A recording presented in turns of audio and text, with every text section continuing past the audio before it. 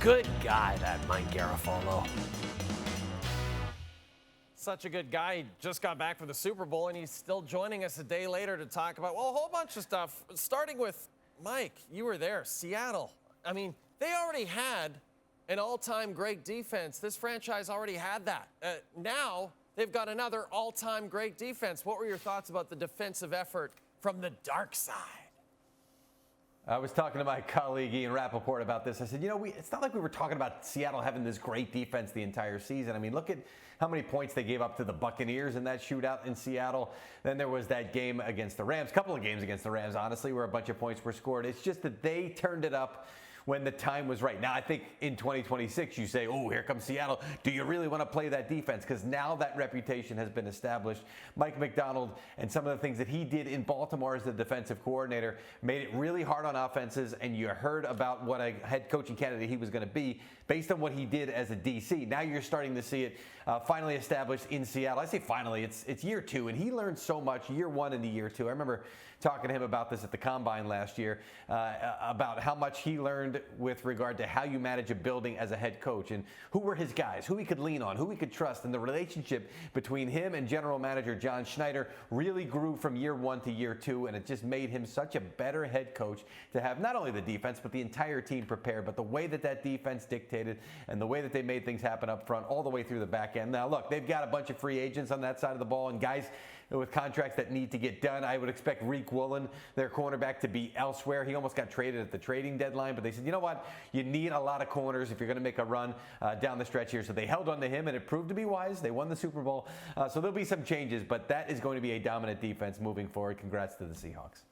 Mike, one other thing we learned during this edition of the NFL playoffs is that Kirk Cousins already is a terrific broadcaster, and if he decides he wants to be a broadcaster when he retires, he will have a lot of suitors. However, he still wants to keep playing, and the good news for him is it looks like the Falcons are about to release him, allowing him to sign elsewhere. So my question obviously is, where do you think he signs, Mike, and do you see him getting a starting job right away?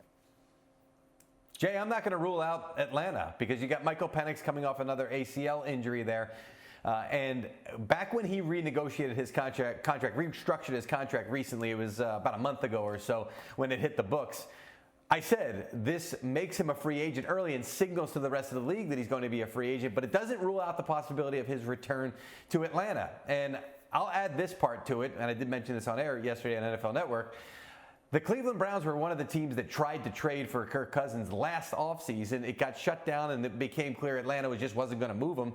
The head coach at the time at the Browns, Kevin Stefanski, one of the guys who was pushing for it. Now, they wound up, it was Joe Flacco and Kenny Pickett and everything that they did there. But Stefanski was interested in Cousins. So I would expect there's at least going to be a conversation about him returning there. He loves Atlanta. He loved the area immediately. He has family there, and he did love it last year. So I'm not going to rule that part out of it. If not, then yes, Minnesota could potentially come and play in some of these other places that could make sense for Cousins. But as I sit here right now, not ruling out Atlanta and the possibility of his return there. Elsewhere in the quarterback market, this is something we broke on Sunday. Derek Carr. A possibility for him to come back. Teams have been checking in on him, and we expect that he will continue to be checked in on. He had that shoulder that was going to need surgery if he was going to play last year, but then it was going to be no guarantee, and he said, look, I'm not going to go through that, and I'm not going to put the Saints through that and make you pay for me the entire season. So he retired. Since then, he's rehabbed, he's rested. I'm told there's no limitations on the shoulder, so look for Derek Carr to be in the mix here because there's just too many seats that need to be filled right now at the quarterback position and not enough bodies. You may see a guy like Malik Willis wind up getting a decent to sizable offer from a team as a free agent to potentially go out and be a starting quarterback. So the quarterback carousel has been spinning for the last few off seasons. I expect it to do so again. It's going to be entertaining. What about, we have to wait about 200 days, Mike, for the next NFL game. So we need more. We need more to occupy our time. Any other storylines that you're intrigued about this offseason? It was 214, I believe, when I checked the number of days when I was at the airport last night. It's like the Super Bowl is so great, but it also reminds you, like, dude, week one is so far away. So 214. I think we're down to 213 now, Jay, so we're getting there. But yes, there's going to be plenty of entertainment and plenty of storylines to follow this offseason. A.J. Brown with the Philadelphia Eagles is one of them. I'm told he's in a great place right now and has had great communication with the team although it's brief communication. So around the scouting combine, which is only in a couple of weeks here, his side will talk with the Eagles, and they'll determine a path going forward, whether it's a trade or the possibility that he could come back and coexist with Jalen Hurts. Keep an eye on that one. I expect there to at least be some trade talks. Then there's Max Crosby, who doesn't want to do any talking. He says, there's no upside to me commenting on any trade rumors. And our guy, Jay Glazer, did mention that he thinks his time with the Raiders is done. I think so too as well, but there's going to have to be some communication between him and the Raiders, just like A.J. Brown, to see if there is a path moving forward. If not, Max Crosby going to be somebody that teams are going to go after hard, perhaps even the Philadelphia Eagles. I just mentioned that. Maybe there's an A.J. for Max swap in there somewhere to make that happen, Jay. Let's keep an eye on that. And then there's Aaron Rodgers. With Mike McCarthy in Pittsburgh, I hope we don't have to wait as long. I don't think we're going to have to wait as long, but Rodgers deciding on his future and the fact that a coach that he's familiar with there, our Tom Pelissero reported on Sunday that there's some potential positive movement there. I'm not going to be shocked if Rodgers is back in Pittsburgh with Mike McCarthy. They got to figure out a long-term solution, but in the meantime, back there for another year wouldn't shock me. And frankly, I want to see it. I want to see that reunion. Yeah, I agree. That'd be great. I mean, the alternative is, well, not great. Mike, the Winter Olympics are on right now in Italy, and you know that. You can see them right here on TSN.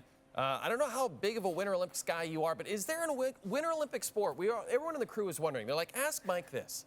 They want to know, is there a Winter Olympic sport, Mike, that you would like to try, that you've always wanted to try? Yes. Yes. Now, Christine Martin is the name of. I'm looking something up here because there was it briefly went by me the other day, and I saw it. And I said, I'm coming back to that because I'm just so busy. There was a scandal in the ski jumping world, but Christine Martin, it's called Penis Gate, apparently. Jay. Yes.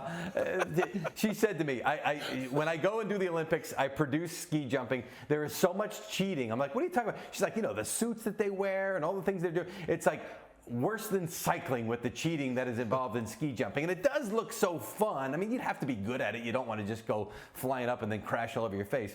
So now I don't know what they're doing to their bodies here. Yeah. They're injecting themselves down there to help make them more buoyant in the air or whatever. I sent it to her immediately, and I was like, did you have any idea that this was part of the cheating that you were like, it was going to, you didn't lie. You nailed it. You had the scoop, I told her. So it's incredible. I'd like to try it. Not interested in the injections, though, Jay. Yes, buoyant or no, we're always excited to see this guy, Mike Garafolo from the NFL Network.